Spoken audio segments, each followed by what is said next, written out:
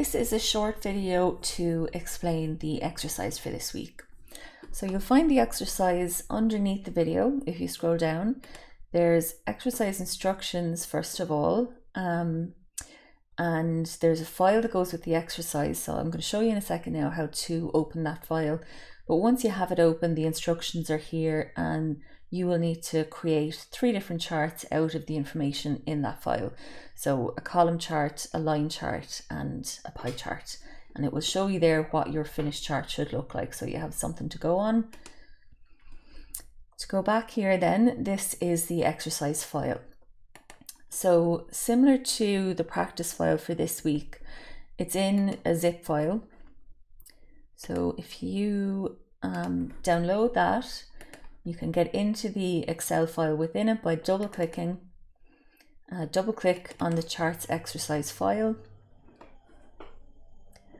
And then when that opens in Excel, same as with the practice file for this week, there's 2 things you need to do before you get started. One is to click Enable Editing at the top. And then the other is to save the file. So go to File and Save As, double click on this PC, and then you can save that file wherever you want. I'm going to just save it again into my downloads folder, and I'm going to just call it charts exercise.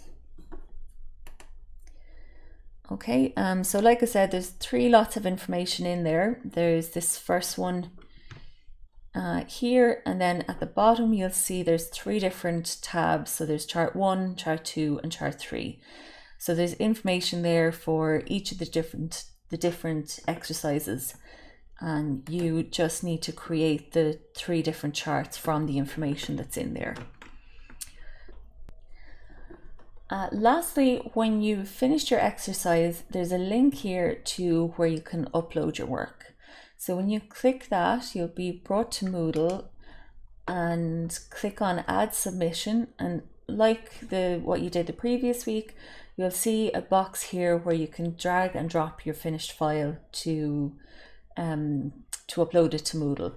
So just save your finished file in Excel, then open up your folder wherever you've saved it. So you can see, for example, mine here is saved as chartsexercise.xlsx, and then I can drag and drop that across over here. Okay, and then click Save Changes. And that's it then for that exercise. Okay.